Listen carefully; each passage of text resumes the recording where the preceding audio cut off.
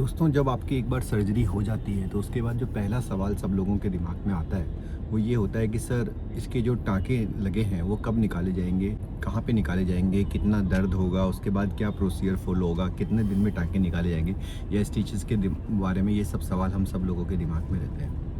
दोस्तों, मैं एक जो ऑर्थोपेडिक सर्जन आपको स्पेशली बातें करूंगा knee replacement, hip replacement, arthroscopy surgery, इनके स्टिचेस के बारे में, या फिर आप इनको बाकी सर्जरीज के साथ भी रिलेट कर सकते हो। ये मोर और लेस सब में नियम सेम ही रहते हैं। दोस्तों, सर्जरी के बाद जो स्टिचेस लगाए जाते हैं वो उसका जो एपिथेलाइजेशन प्रोसेस है, यानी कि जो वुंड को क्लोज होना है, वो जनरली 24 से 48 घंटे में हो जाता है। हम लोग पेशेंट्स को ज़्यादातर 15 से 16 दिन बाद स्टिचेस निकालने की सलाह देते हैं।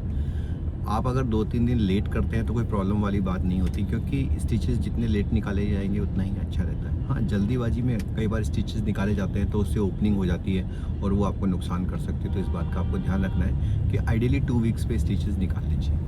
अब 2 तरह के स्टिचेस हो सकते हैं। एक तो एथिलोन से लगाए जाते हैं, नायलॉन का एक थ्रेड होता है उससे लगाए जाते हैं, और आजकल स्टेपलर से भी स्टिचेस लगाए जाते हैं। दोनों ही स्टिचेस सेम है, उसमें कोई खास फ़र्क नहीं पड़ता।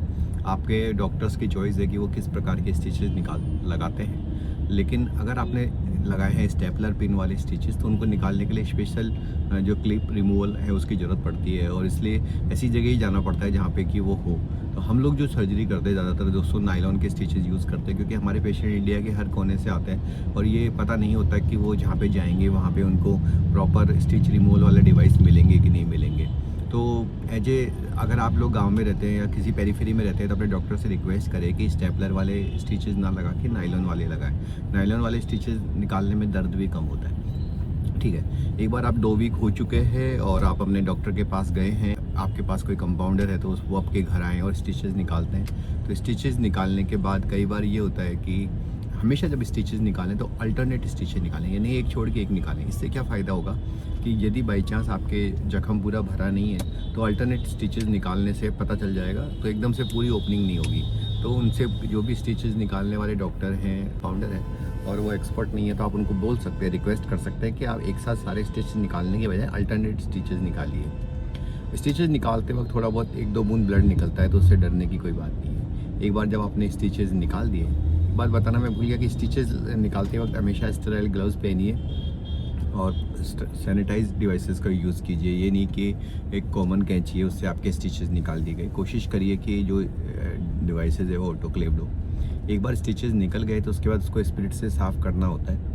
कई बार कई लोग बीटाडीन या कोई ट्यूब लगाते हैं। नॉर्मली इस सब चीज़ों की कोई आवश्यकता नहीं होती, क्योंकि अगर स्टिचेस निकले इसका मतलब जख्म पूरा भर चुका है। तो अगर आप ऊपर से बीटाडीन लगाएंगे, कोई भी ट्यूब लगाएंगे तो कोई फ़र्क नहीं पड़ता, वो अंदर तो जाएगी नहीं। तो आप सिर्फ स्पिरिट से क्लीन कर दीजिए। अगर कुछ ब्लड या हल्की ब्लड के कुछ निशान दिख रहे हैं तो आप उस पर एक स्टेराइल ड्रेसिंग लगा सकते हैं, और वो ड्रेसिंग भी 2-3 दिन में निकालनी होती है। 2-3 दिन बाद जब आपके स्टिचेस निकालने के हो जाते हैं तो उसके बाद आप उस पर पानी भी लगा सकते हैं। कई लोग दोस्तों स्टिचेस पे होने वाले निशान से बहुत परेशान रहते हैं कि सर क्या करा जाए कि निशान छोटा बने। दोस्तों, सबसे बड़ी बात तो इसमें ये होती है कि आपकी बॉडी की खुद की क्वालिटी रहती है। किसी का निशान कौन से रंग का बनेगा, कितना बड़ा बनेगा, ये इस बात पे बहुत डिपेंड करता है कि वो जो निशान है वो आपकी बॉडी की जो कोलेजन हीलिंग पावर है वो किस प्रकार की है, उस पर डिपेंड करता है। सर्जन के ऊपर ज़्यादा डिपेंड नहीं करता है। अगर अच्छे सर्जन है तो क्लीन कट होता है तो सर्जरी का जो निशान है वो हमेशा चोट के निशान की तुलना में तो छोटा ही रहेगा। लेकिन कभी कभी क्या होता है कि कुछ लोगों के अंदर हाइपर जो स्कार फॉर्मेशन रहता है, या स्कार बड़ा बन जाता है या कीलोइड बन जाता है।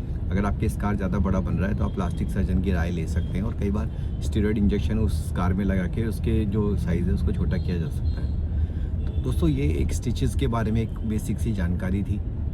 ज़्यादातर हम लोग जो स्टिचेस निकालते हैं नी रिप्लेसमेंट, हिप रिप्लेसमेंट के 14 से 15 दिन बाद पेशेंट्स को निकालने की सलाह दे देते हैं। स्टिचेस निकालते वक्त आप ये निश्चिंत रहिए कि किसी प्रकार का कोई बहुत ज़्यादा दर्द नहीं होता, तो आपको कोई डरने की बात नहीं होती कि भाई मैं स्टिचेस निकालूंगा तो पता नहीं कितना दर्द होगा।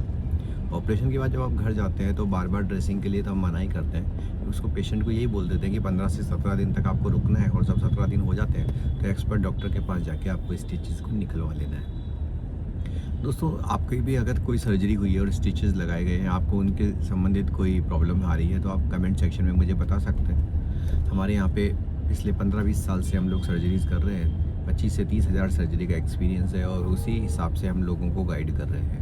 हमारे चैनल को आप लाइक और सब्सक्राइब भी कर सकते हैं। धन्यवाद दोस्तों।